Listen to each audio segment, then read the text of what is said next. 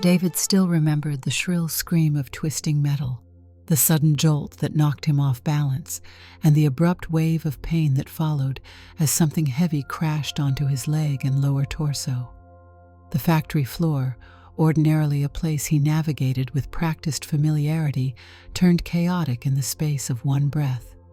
He had gone in that morning half awake, thinking about what he might do over the weekend. He had promised an old friend he would help fix a worn-down fence and maybe enjoy a few hours outdoors. Everything seemed ordinary until the moment the safety rig above him snapped. It happened so quickly that he had barely any time to react. When the steel support landed on him, it felt as if all air was squeezed from his lungs. Co-workers yelled for help, frantically rushing to free him. Emergency responders arrived in a swirl of blinding lights, urgent voices, and medical gear. With the help of specialized cutting tools, they lifted the collapsed machinery enough to slide him out. By that time, David was only half conscious. His world narrowed to the paramedics' calm instructions to keep his eyes open and stay awake. Hours blurred. In the hospital, he drifted in and out, aware of the hushed concern in voices around him. He had always been healthy, only occasionally missing a day of work for something minor. His injuries were far more severe than a broken ankle or dislocated shoulder. The initial scans showed multiple fractures, shattered bones around his right hip, and fractured ribs that raised concerns about internal damage. A specialized trauma team took over, running tests and conferring intense huddles by his bed. When David woke fully, the sun had gone down behind the hospital windows, leaving only the hum of fluorescent lights overhead. A nurse noticed his eyes fluttering open and hurried to get the attending physician. Moments later, a woman in her late 30s entered the room, clipboard in hand. Her lab coat bore a small name badge, Dr. Evelyn Reed. "You're awake," she said in a tone both professional and warm. She pulled up a chair next to his bed. "That's a good sign. You've been through a lot. How are you feeling?" David groaned. "Been better," he muttered, shifting slightly. Though the bandages and casts immobilized much of him, he felt a wave of pain when he tried to adjust himself. "You had an accident at your workplace," Dr. Reed explained gently. "The damage was significant.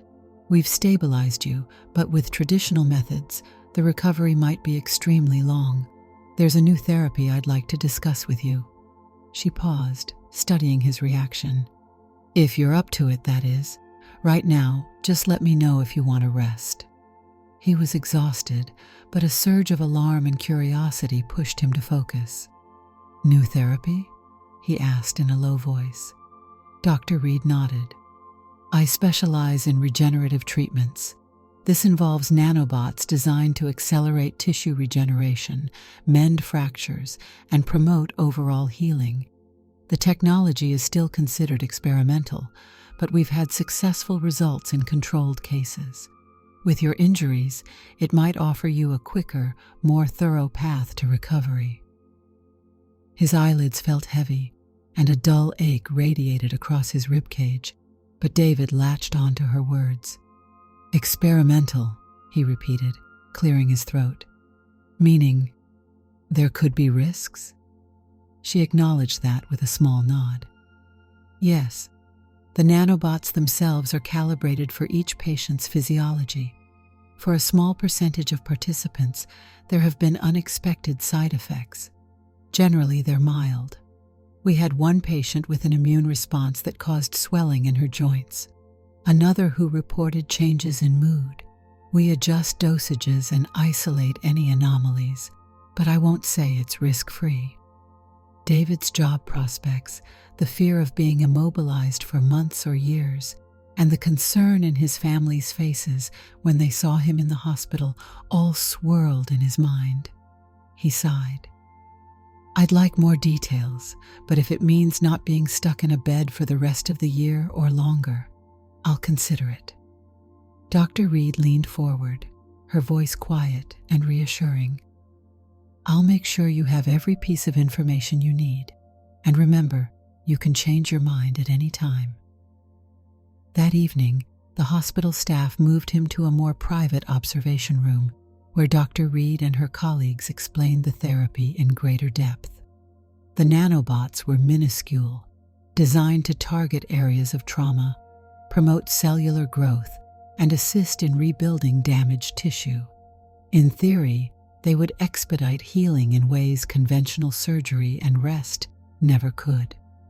Though he was fatigued and still in pain, David signed the forms. The procedure began early the next morning. Nurses rolled David into a specialized room lined with technology he had never seen before. Machines hummed steadily, screens displayed complex readouts, and a few technicians in white coats prepared specialized vials that contained the nanobots. Dr. Reed injected them into David's IV line. He felt a faint tingling sensation, as though a soft electrical current was flowing through him. He closed his eyes and tried to ignore the subtle sense of disorientation that followed. Over the next few days, David rarely left the bed. He felt achy, occasionally feverish, but Dr. Reed visited often, checking the progress. "Your fractures are showing accelerated knitting," she reported at one point, glancing at fresh scans. "At this rate, you'll need significantly less time in a cast. The therapy is working as intended." He noticed changes in his body that didn't directly relate to the fractures. His skin felt somewhat sensitive to textures, and his sense of smell seemed sharpened. He detected the faintest whiff of antiseptic in the hallway, noticed the floral scent of his nurse's hand sanitizer, and even recognized the distinct materials that made up his hospital bedding. Another day, he realized his emotions were also more pronounced. Watching a simple commercial on TV triggered a lump in his throat. He tried to shrug it off, blaming stress and the trauma from the accident. Later that week, Dr. Reed walked in during breakfast. She carried a small laptop and set it down on a rolling table. "I'd like to do a thorough check-in about how you're feeling," she said, taking a seat next to him. "We monitor vital signs, of course, but I want to hear from you directly. Any odd sensations, changes in perception, or shifts in mood?" David hesitated. He felt slightly embarrassed to reveal the full extent of the sensitivity he had been experiencing. "Well, I notice textures more. Food tastes stronger. My emotions feel like they're on a hair trigger sometimes." She typed notes as he spoke, nodding thoughtfully. "Those are not entirely unexpected. The nanobots can temporarily affect endocrine balance. They might heighten certain sensory experiences or influence emotional regulation. Often it's short-term. Typically, these effects fade after the nanobots complete their regenerative work." He grimaced. "I guess it's not the worst trade-off if it means my body heals better." She gave him a measured look. "I understand it might feel strange. If any of these changes become too uncomfortable, let us know. We have ways to mitigate them. The last thing we want is for you to be overwhelmed." Despite the heightened sensitivity, David's physical improvement was remarkable. Within 3 weeks, the casts on his lower body had been removed, replaced by a supportive brace.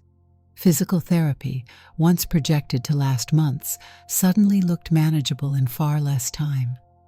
Each day, he could stand a little longer, even manage a few steps with crutches. As the body aches receded, though, the emotional sensitivity persisted. He found himself tearing up over small gestures, like a fellow patient lending him a magazine or a nurse telling him a silly joke to brighten his day. Sometimes it felt good, like a door had opened inside him, making him notice details he never had before. Other times, he felt unsteady, especially when unexpected surges of feeling caught him off guard. One afternoon, after a grueling session of physical therapy, he flopped onto his bed, exhausted and uncomfortable in his standard-issue hospital gown. He had accidentally strained a bandaged area on his side. He tried to breathe steadily, but the overhead lights and the stiff sheets rubbed against his heightened senses.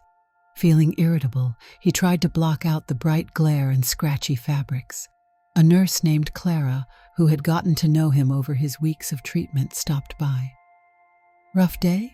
she asked gently. He sighed. "Everything is, I don't know, too loud, too bright. My clothes feel like sandpaper."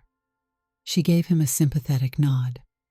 "We have some softer shirts in the supply closet for patients with sensory issues. They're not exactly stylish, but a bit gentler on the skin. Want me to grab one for you?" David nodded, relieved. Moments later, Clara returned with a pale blue short-sleeve top made of fabric that felt more like a thick cotton blend, soft to the touch. He changed into it and felt immediate relief. The material eased the irritation he felt. He gave Clara a grateful smile. "Thanks," he murmured. "I know it might sound odd, but this helps a lot." "It's not odd," she reassured him. "It's normal to look for comfort when you're dealing with pain." Over the following weeks, he discovered that beyond the recommended items, certain types of clothing relaxed him in a way he hadn't anticipated. Sometimes a borrowed sweater from the lost and found, or a particular brand of lounge pants, seemed to calm his restless feelings. During the day, he'd keep himself occupied with physical therapy and medical checkups, but at night, he found himself drifting toward anything that felt soft and loose. Initially, it didn't strike him as unusual. He was in recovery after all, and comfort was a priority. But a moment of surprise came during one of his rare visits home between hospital stays. He had gone back to pick up personal items, hobbling around with a crutch. Digging through some laundry, he realized he was looking for something, anything, that replicated the comforting feel he had grown accustomed to. He found an old hoodie that was slightly oversized, and much to his surprise, a thick sweater that had once belonged to a female cousin who had stayed with him briefly. She left it behind, and though he had told her he would keep it safe until she returned for it, she never did.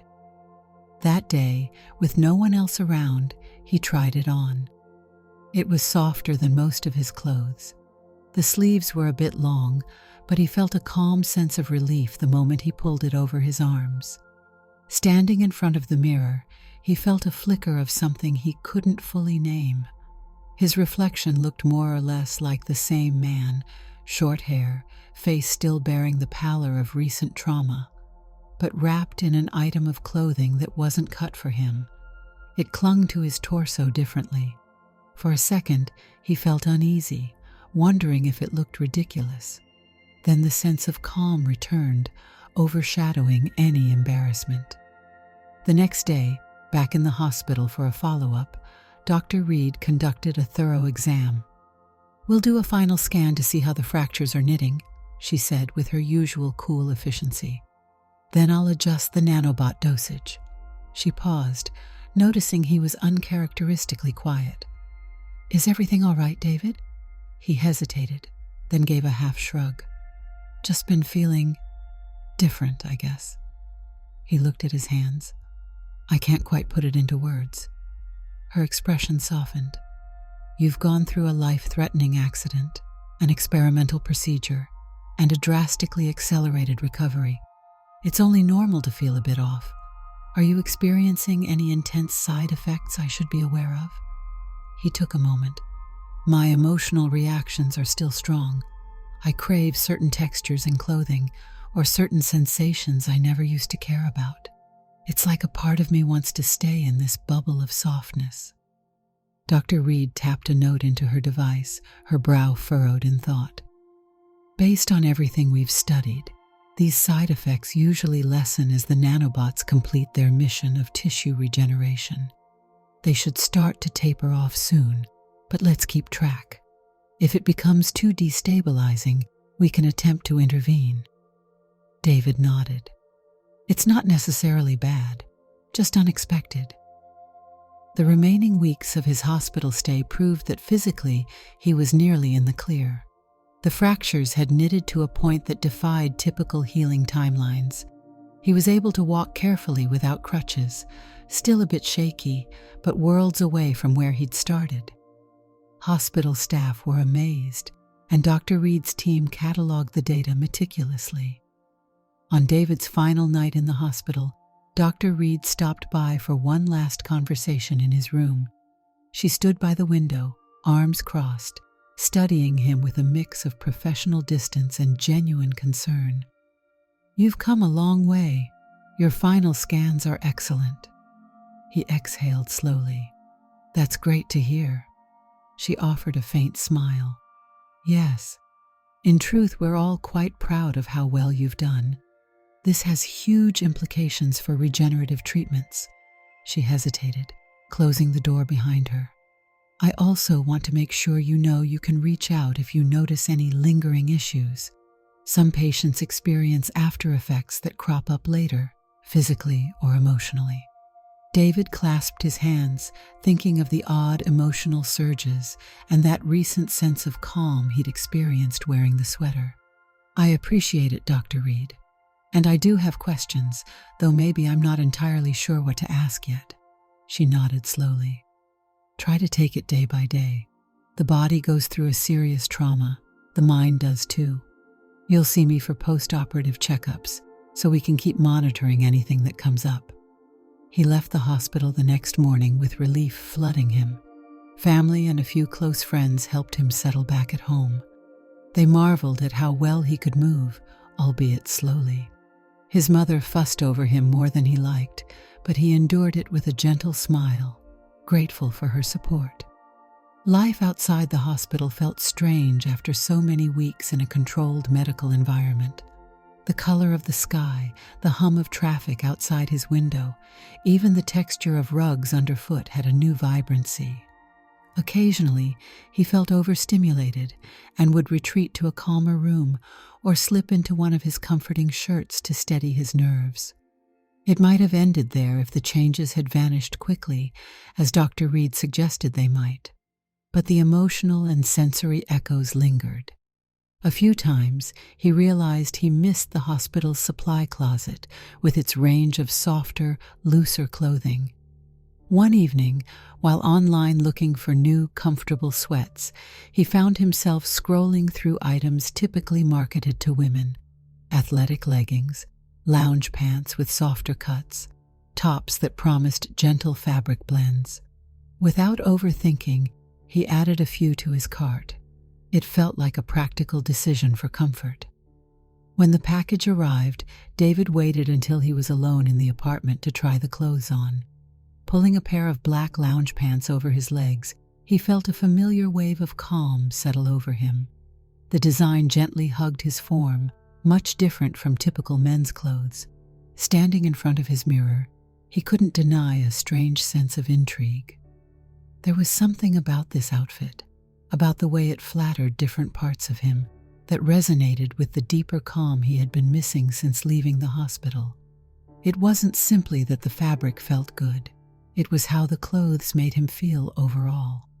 They reminded him of the sense of serenity he'd had during the most trying days of his recovery. He thought back to Dr. Reed's explanation.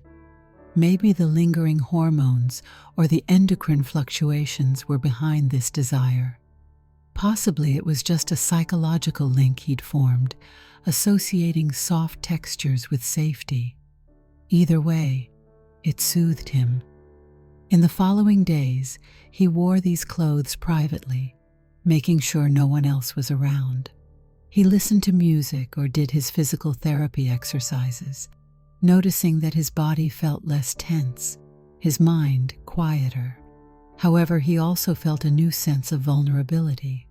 Part of him worried about being discovered by friends or family who might not understand. Another part of him wondered if there was any lingering effect from the nanobots that would eventually fade, taking this newly found sense of comfort with it. Yet, the weeks slipped by, and that calm didn't leave. If anything, it deepened. His physical therapy continued at a local facility where he worked with a specialist to regain full mobility. The trainer frequently remarked on David's swift progress. While David was proud of his recovery, he also struggled with an internal restlessness. He found himself longing for quiet evenings in those new clothes, as if the day's activities, chores, and social commitments were all preludes to the moment he could return to that gentle sensation that eased his restless mind. At a routine checkup, Dr. Reed greeted him in her office with a smile. "You look well," she remarked, scanning him from behind her desk. "Much stronger than the last time we spoke." He settled into a chair. "I feel stronger," he replied, "but there are still some quirks." Her eyebrows rose slightly. "Quirks?" He studied her face. She had always been attentive and non-judgmental, and he found himself wanting to confide in her more than in anyone else. "I've noticed that I'm drawn to wearing certain types of clothing that I never used to wear before. It's not just about comfort, although that's a big part of it. I also find my mood is better when I do." He exhaled, feeling the weight of those words. "At first I thought it was some odd side effect from the nanobots, but I'm not sure."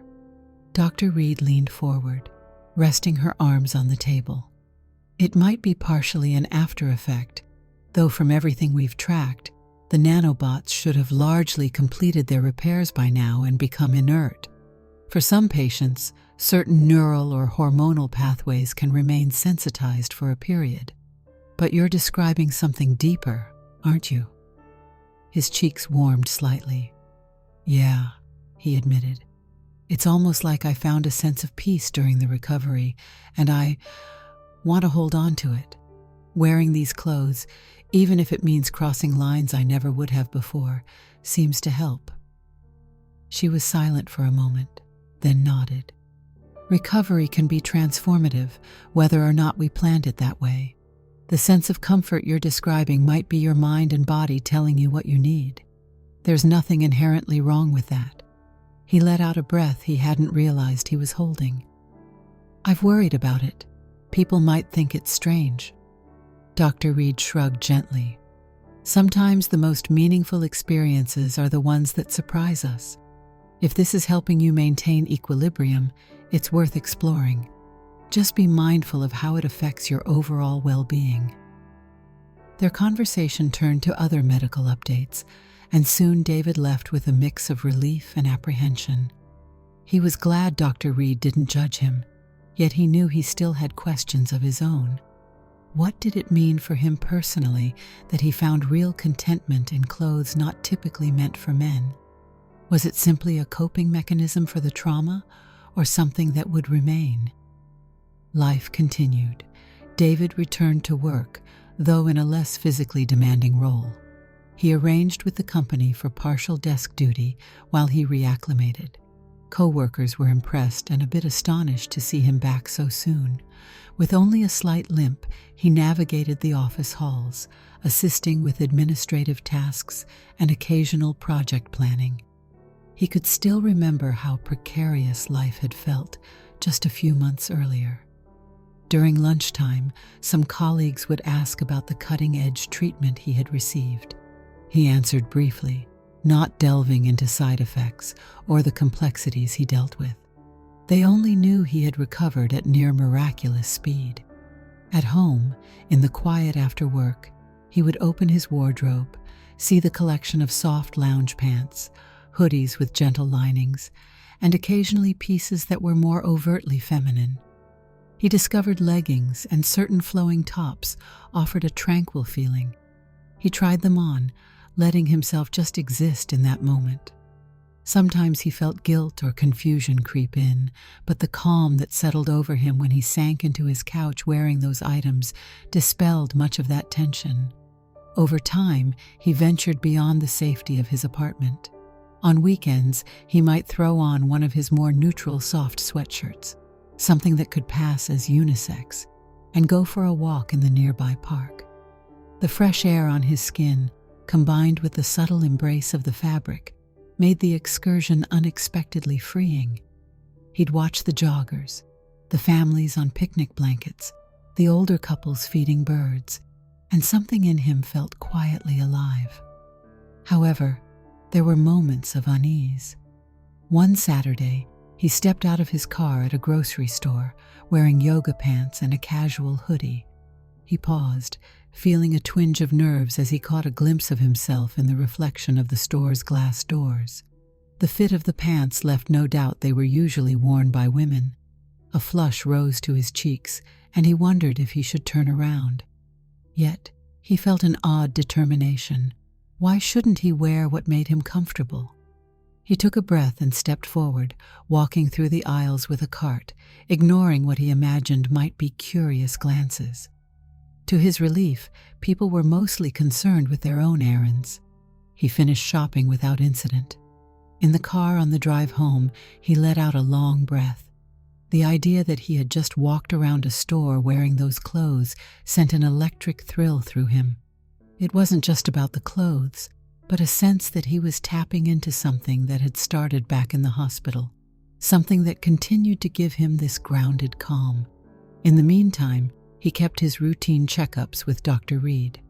On one particular morning, she walked in with a smile that hinted at good news. "Your blood work and scans show no trace of nanobot activity now. They've done their job and are gone." David raised his eyebrows. "So, that means the side effects should have vanished too, right?" Her voice remained measured. "In theory, yes. Anything strictly tied to the nanobots should be gone.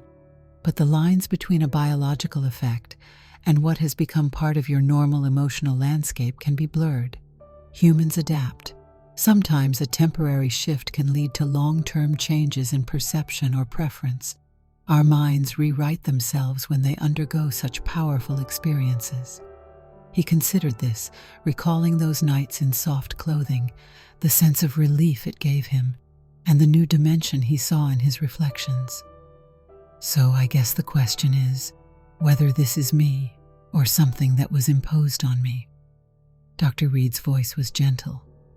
"Maybe it started as a result of the therapy, but it's possible that you discovered something meaningful in the process, and that's valid." He stared at the floor, then nodded slowly. "Thanks."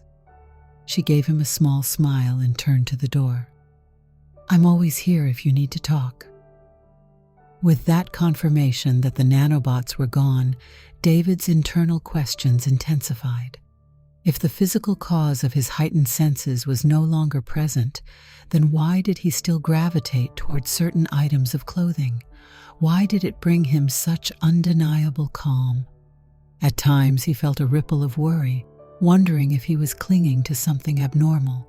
Yet every time he considered discarding these habits, an uneasy tension settled in his chest. He didn't want to go back to feeling unsettled, as if he'd lost an anchor.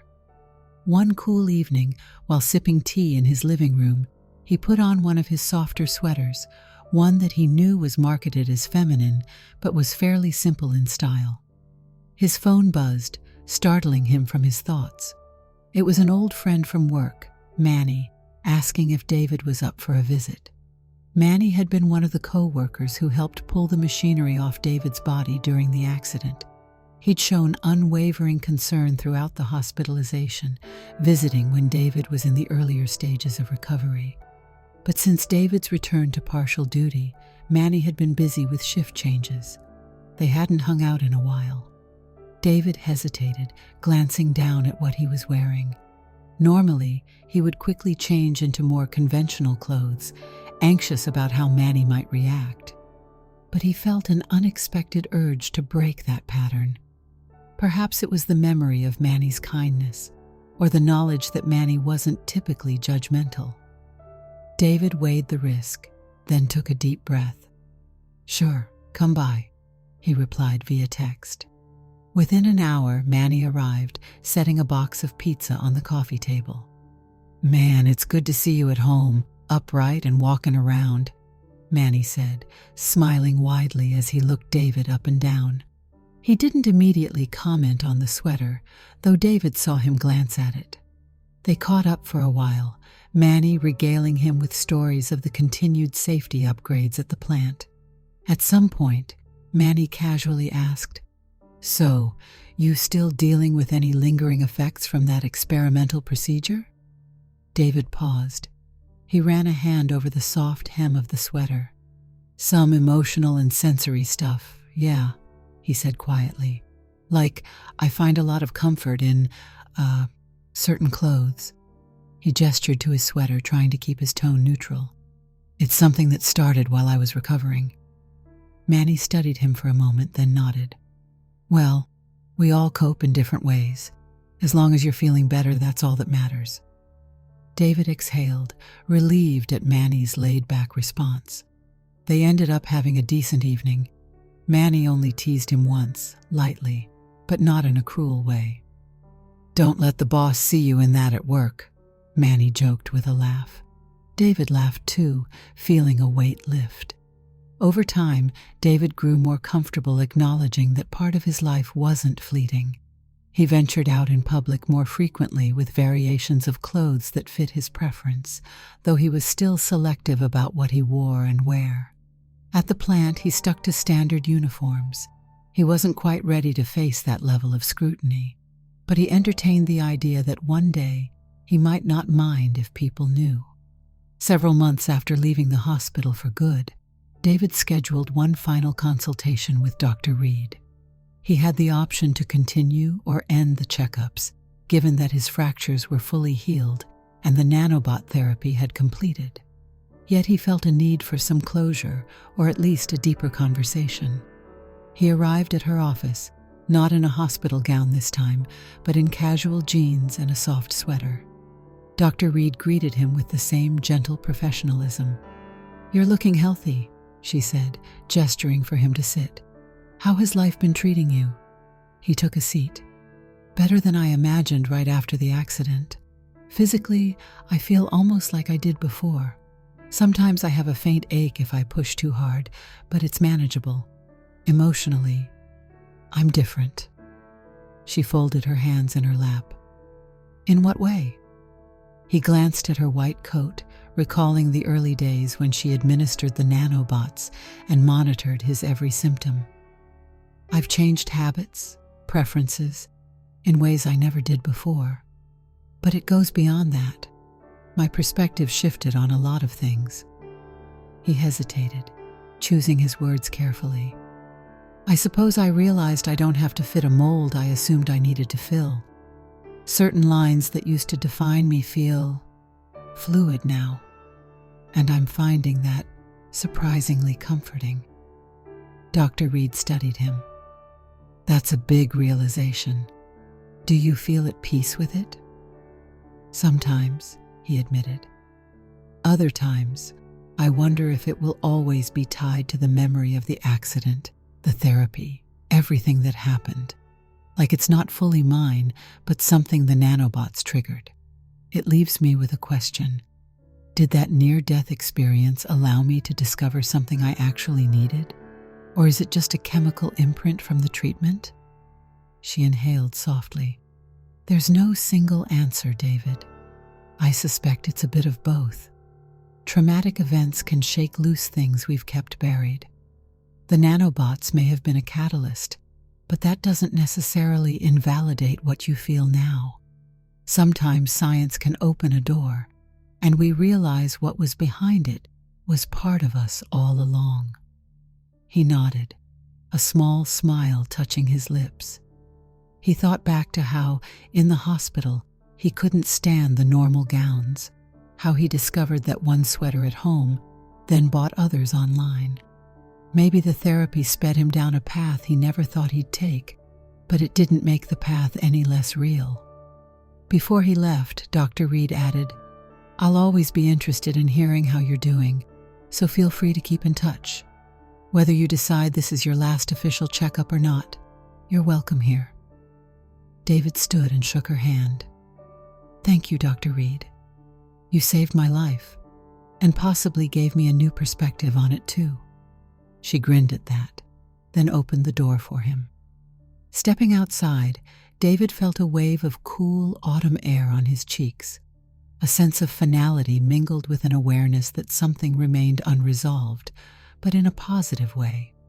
He realized that while his medical journey with the nanobots had ended, the next phase of his life was about living day to day as this more open, more inquisitive man. Back at work, he resumed a more active role on the factory floor, still mindful of his limits. People commented on how he seemed more patient, more empathetic than before. David wasn't sure if that was an internal shift or just gratitude for being alive, but he accepted the compliment. On some evenings, he joined Manny and a few others for a beer at a local bar, carefully choosing his clothes depending on how public the setting was. Manny teased him occasionally, but it was always good-natured. He'd say things like, "So what's the brand of those new sweats you wear at home? Maybe I need a pair." And David would laugh it off. He discovered that by not treating it like a scandal, Manny had aligned with a laid-back acceptance that helped David relax around him. On quieter nights, David lounged in his apartment, sometimes paging through online forums or reading articles about clothing, comfort, and personal identity. He steered clear of oversimplified labels, deciding he didn't need a category just yet. All he knew was the sense of calm, the recollection of that hospital bed, and the surprising relief that accompanied him ever since he embraced this new dimension. No matter where it came from, it felt authentic to him now. He also made a point of reaching out to Dr. Reed via email once or twice. He would update her on his progress, let her know that physically he was strong, mentally he was adjusting, and that he still occasionally wondered about the significance of it all. She responded with encouraging words, reminding him that life seldom offers neat answers, especially after a crisis that threatened to take away one's future. In small ways, his life settled into a new normal. He continued to be an invaluable part of the factory's team, using his experience to advocate for better safety measures. He spent weekends with friends, met family for dinners, and indulged in quiet moments alone where he could simply breathe and relish the warmth of a soft sweater, the gentle cling of comfortable pants. During one memorable evening, his mother dropped by unannounced. He had been wearing one of his more noticeably feminine pieces, a long-sleeve top that fit closely and had a slight floral pattern around the collar. The moment she walked in, he sensed her noticing. She blinked, but said nothing at first. They chatted about everyday things, had tea at the kitchen table. Finally, she cleared her throat gently. "I know you've been through a lot this year," she began. "I just want you to know that I'm happy you're still here, and whatever you're doing to feel better, I'm not judging it. I'm sure you have your reasons." David studied her face, touched by the quiet support in her voice. "I appreciate it," he said softly. Her shoulders relaxed. "That's good.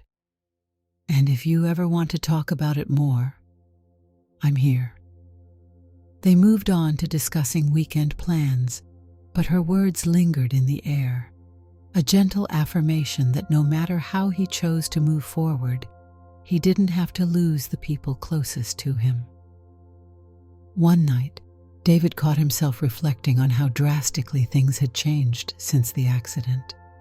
The memory of the steel support crushing him sometimes resurfaced in nightmares, but it always merged with recollections of the hospital lights, Dr. Reed's calm face, and the intense feeling of vulnerability that turned into an unexpected source of calm. The question remained, was this about recapturing the sense of safety he felt during those darkest hours, or had the therapy unlocked something deeper within him? He was starting to realize that the question might not need a neat answer. Perhaps both were true, and perhaps it didn't matter exactly how it came about. It was part of his life now. During another visit to the factory for a safety meeting, David found himself next to Manny. As the meeting wrapped up, Manny nudged him. "Hey, you still good for that lunch next week?" David nodded. "Yeah, definitely." Manny gave him a grin. "We can talk about that new online retailer you mentioned. I need some comfortable clothes too, especially after the shift changes. My back is killing me." David chuckled, shaking his head in amusement. That Manny, who had once looked puzzled at David's unusual attire, was now half seriously considering it, felt like a small victory. He realized that, in a subtle way, people were growing used to the changes in him.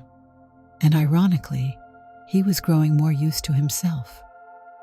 That evening at home, he flipped through a few photos on his phone. There was one of him in the hospital bed, face pale and drawn, an expression of pain etched onto his features. Next, a picture taken weeks later, showing him standing without crutches, wearing comfortable sweats that gave him a more relaxed look. And finally, a recent image Manny snapped at the office, capturing David as he leaned over a desk discussing a blueprint. No signs of casts or braces, just a slight tilt in his stance that hinted at what he'd been through. In that photo, he wore a simple unisex hoodie, but with subtle design details more common in women's clothing. Nothing flamboyant, just quietly different. He looked confident. He set his phone down, feeling his thoughts drift to Dr. Reed. Maybe he should write her another email, summarizing how he'd come to terms with his new sense of style and the peace that came with it. He also contemplated whether to meet with her again in person, not for any official checkup, but just to talk as two people connected by a life-altering experience. He wasn't entirely sure she would be open to that, or if it might be overstepping, but the thought was there. The next Saturday, while drinking coffee in his kitchen, David stared out the window at the cityscape beyond. Rays of morning light illuminated the buildings and houses, and he felt a swell of gratitude. He was walking again, working, and more in tune with himself than ever. He remembered a late-night chat with Dr. Reed in that lonely hospital room, her gentle but unwavering commitment to seeing him healed. He remembered nights of insomnia when the scratchy hospital bedding felt unbearable, leading him to discover that special sweater or top that eased him into rest.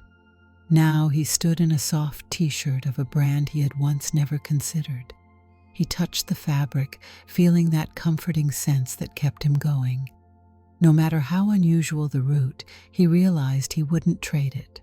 The therapy had saved his body, but in doing so, it had also changed his trajectory. It showed him a part of life he had never considered before, a way to feel grounded and calm, even when the world's noise became overwhelming. He thought back to the final conversation with Dr. Reed, how she said that sometimes science opens a door, and what's behind it was always there waiting. The hallway clock chimed the hour, and David smiled faintly.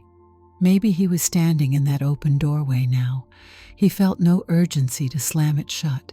Instead, he set down his coffee, walked to his living room, and let the day unfold while clad in the clothes that brought him peace. In the weeks and months that followed, David's life continued much like anyone else's, interspersed with small, meaningful choices that reflected his new outlook. He occasionally visited the local malls, slipping into sections he never used to glance at, running his fingertips over different fabrics. Sometimes he made a purchase that caught his eye. Sometimes he left with nothing. The key was that he finally allowed himself to explore, free from the barrier that used to hold him back.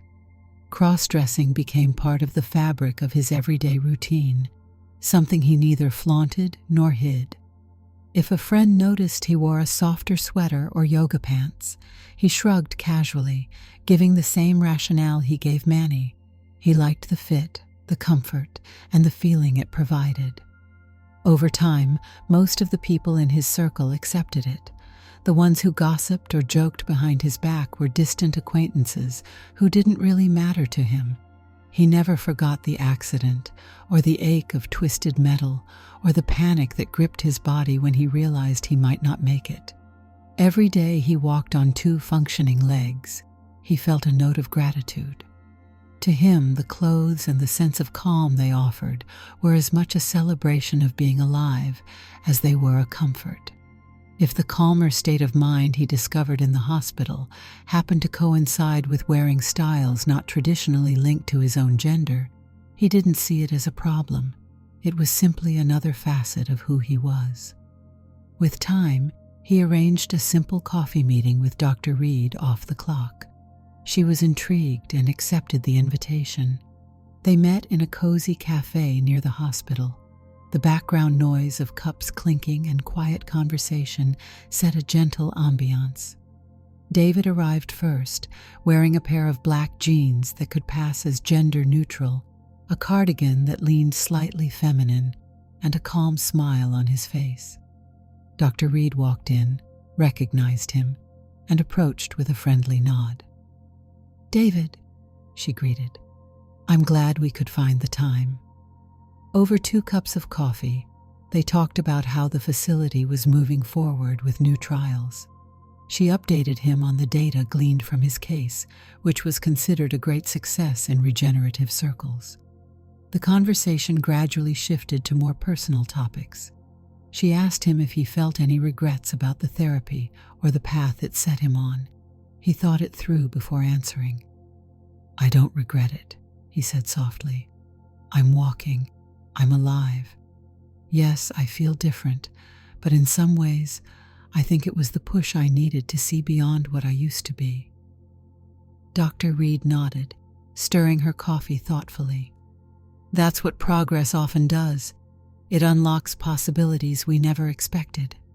David smiled, noticing she used a broad term instead of a narrower one.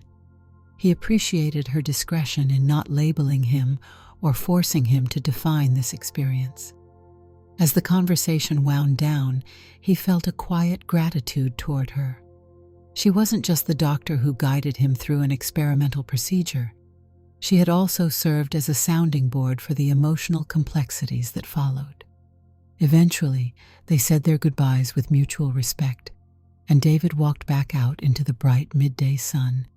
His reflection on the cafe's window showed a figure that was undeniably him, healed and changed.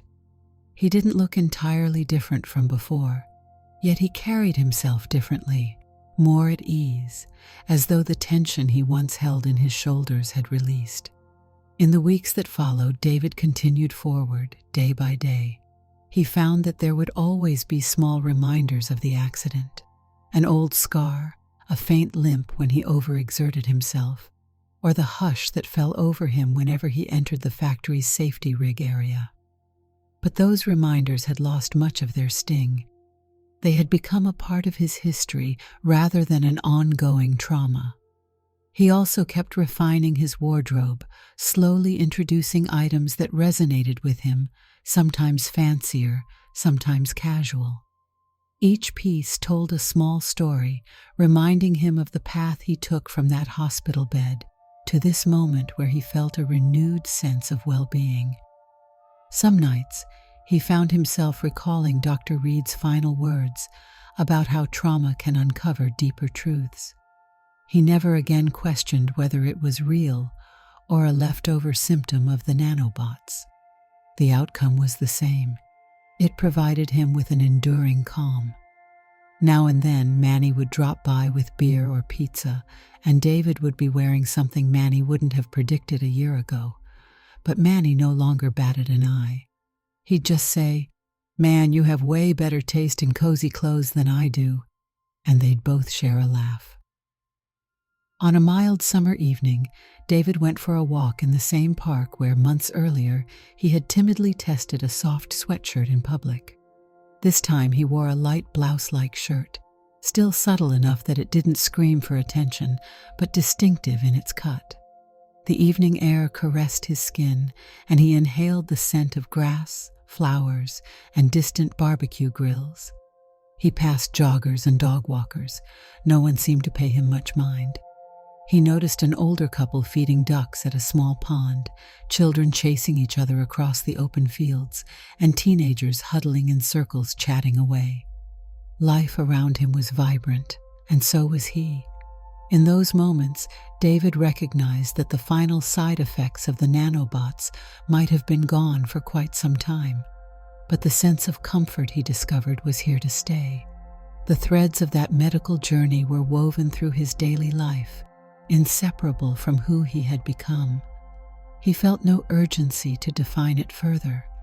He only knew that each night he could rest, free from the crushing weight of that old steel support, free from the constraints of having to maintain a rigid image that no longer fit him. By the time he returned home that night, the sky had turned a soft purple. He slipped off his shoes, switched on a gentle lamp in the living room, and made himself a light dinner.